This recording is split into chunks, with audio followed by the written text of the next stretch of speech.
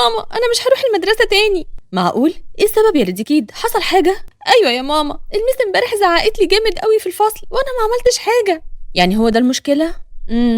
بص يا ريديكيد، تفتكر الأسد لو هو في الغابة وحصلت ليه مشكلة هيجري ويقول أنا مش هروح الغابة تاني؟ أكيد لأ يا ماما، لأن الأسد شجاع. تفتكر أنت أسد يا ريديكيد؟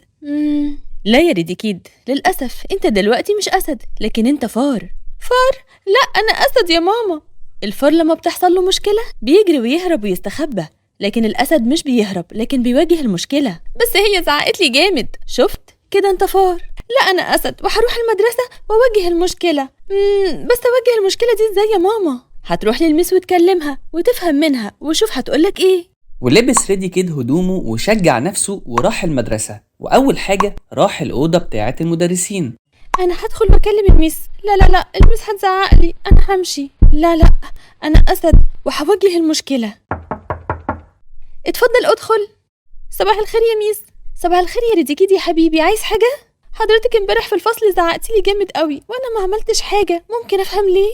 يا ريديكيد صدقني انا ما كنتش قصدك انت، بس انا اضطريت اعمل كده علشان الصوت عالي قوي. بس انت عندك حق ومش من حقي ازعق جامد كده، واوعدك مش هزعق خالص تاني، حقك عليا.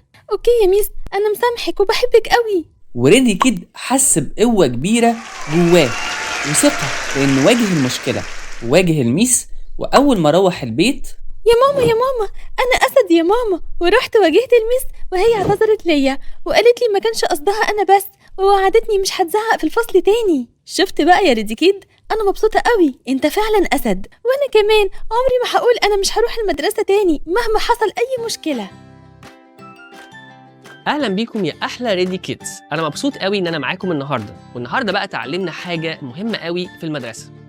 لما تحصل لي مشكله في المدرسه ما ينفعش اقول انا مش هروح المدرسه تاني، انا كده هربت واستخبيت زي الفار بالظبط اللي بيستخبى لما تحصل له مشكله. الفار جبان بيخاف، لكن الاسد شجاع وقوي وبيقف قدام اي مشكله تقابله. انت بقى اسد ولا فار؟ برافو عليك، انت اسد شجاع مش بتخاف.